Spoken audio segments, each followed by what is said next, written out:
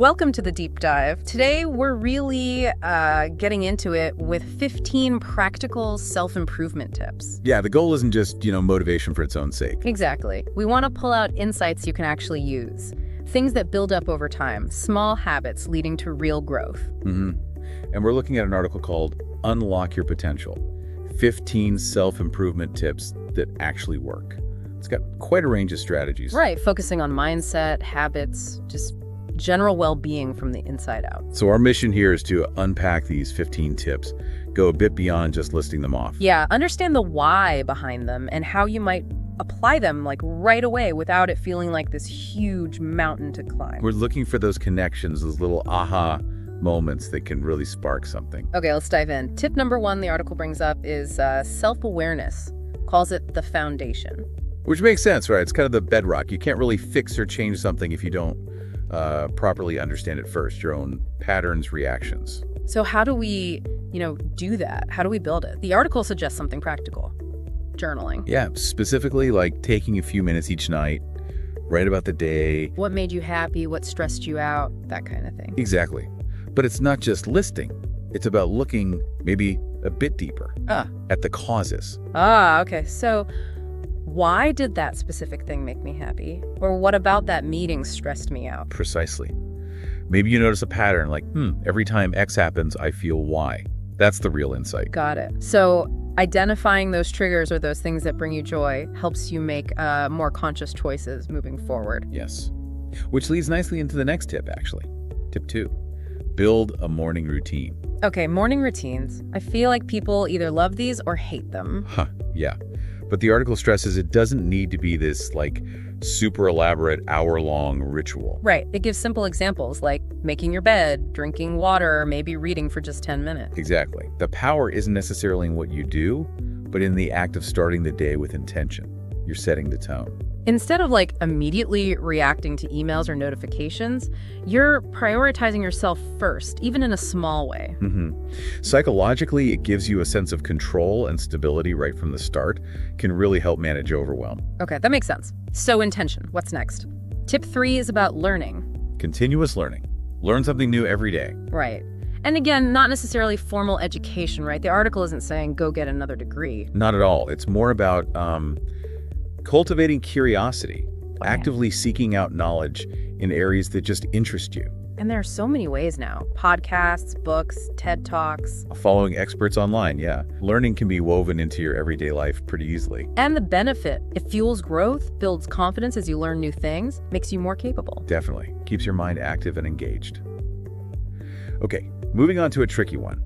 Tip 4, stop comparing yourself to others. Oof, yeah. This is a big one, especially now with social media. Totally. The article points out we tend to compare our, behind-the-scenes reality with everyone else's highlight reel. It's so easy to do. You see these perfect-looking lives online. And forget that everyone, literally everyone, has struggles. They just might not post about them. It's a crucial reminder. Your path, your timing, it's unique. Comparing just leads to feeling, bad. It really does. It discounts your own progress.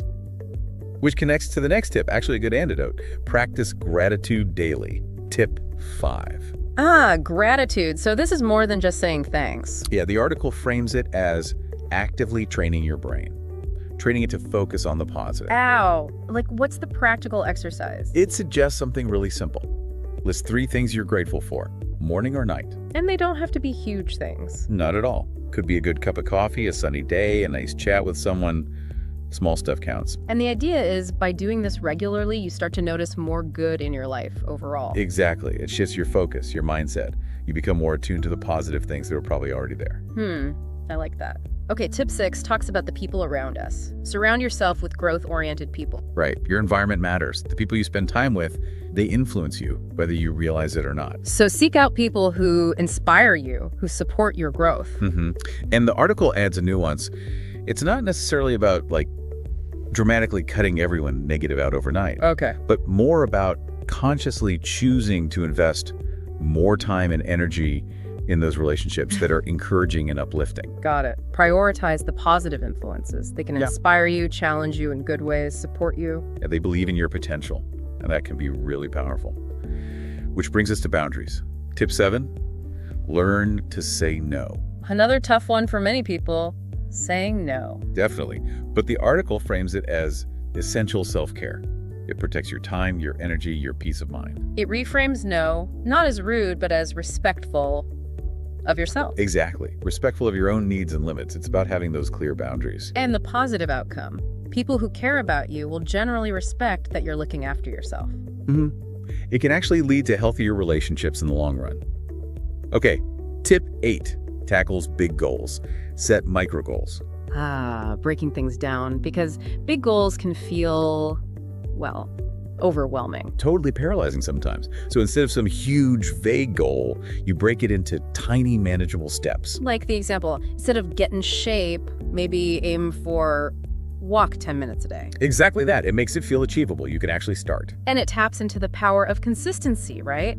Small actions done regularly add up. Immensely. Way more effective than, say, one massive workout once a month that leaves you exhausted and unwilling to do it again. Okay, micro goals. Makes sense. Tip 9, limit screen time. Very relevant, especially mindless scrolling on social media. Eats up time and can make you feel less present. For sure. So what's the actionable step here? Start small again. Maybe just set a time limit for one specific app that you know you overuse. Just one. Okay, that feels doable. Yeah. And think about what you could do with that reclaimed time. More productivity, creativity, or just be more engaged with what's happening around you. Good point. Okay, tip 10 connects mind and body. Exercise your body and do your mind. A holistic view. Physical movement boosts energy, mood. Like stretching, walking, whatever works for you. Right.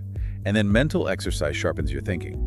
Things like meditation, deep breathing, or even just that continuous learning we talked about earlier. So it's about nurturing both sides for overall well-being. Exactly. They're deeply interconnected. You can't really neglect one without impacting the other. Okay, tip 11. Get comfortable with discomfort. Ooh, this is key for growth, isn't it? Growth usually happens outside the comfort zone. In those situations that feel challenging or uncertain. Right. And the article suggests reframing that discomfort.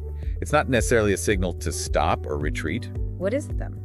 It can be a sign that you're evolving, learning, pushing your boundaries. Like public speaking or starting a new job or having a tough conversation. Leaning into those. Yes. Leaning into those, even though they feel uncomfortable, is often where the most significant growth occurs. It builds resilience. Got it. Embrace the awkwardness sometimes. Okay, tip 12. Cut out toxic habits. We all have them, probably. Habits that don't serve us well. So the strategy is focus on one at a time. Yeah. Identify one toxic habit and then find a healthier substitute. That replacement part is important. Can you give an example from the article? Sure. Like instead of scrolling on your phone right before bed, maybe replace that with reading a book. Or replacing harsh self-criticism with like positive self-talk. I'm learning instead of I messed up again. Exactly. Small replacements, but they add up to big shifts over time, clearing the way for better habits. Okay, makes sense. Tip 13, track your progress. This is important for motivation, right? Yeah. Because change can be slow. Yeah, sometimes you don't notice the small improvements day to day. Exactly. So tracking, whether it's writing it down, using an app, a habit tracker gives you concrete evidence that you are moving forward. And seeing that progress, however small, feels good. It really does. It builds pride, reinforces that your effort is making a difference, and encourages you to keep going. Crucial for staying the course. Okay, second to last. Tip 14. Be kind to yourself. Self-compassion. So important, especially when you hit setbacks, which everyone does. Right. Motivation isn't always going to be sky high. Definitely not. So the advice is treat yourself like you'd treat a good friend going through the same thing. With understanding, encouragement, patience. All of that. It's not about being weak or making excuses. It's about giving yourself the grace to learn and keep going. It's actually a strength. A strength that helps you persevere. I like that. Okay, final tip, number 15. Just start. The simplest, maybe the hardest, but absolutely essential. Overcoming inertia. Don't wait for the perfect moment or perfect motivation or perfect plan. Nope. Just begin now. Even if it's tiny, even if it's scary, even if it feels imperfect. Because that first step is what builds momentum. Exactly. It's what turns the idea, the dream, the intention into something real. That initial action is everything. Wow. Okay. So, summing up, we've gone through 15 pretty actionable tips. Yeah. And the common thread seems to be small, consistent actions rooted in knowing yourself, building good habits, having that growth mindset. And realizing that getting better isn't some final destination. It's a journey, right? A continuous process. Absolutely. And remember, you don't have to tackle all 15 at once. That would be overwhelming. Right. The article stresses picking just one that resonates with you right now. Start there. Yeah. Focus on building that one habit before you even think about adding another. Every little step forward counts. It really does. So maybe a final thought for everyone listening. Yeah. Consider this. Looking at these 15 tips, which one feels like it could create the biggest positive ripple effect in your life right now, if you truly committed to it? That's a good question to ponder. What might actually be possible if you just embrace that single change?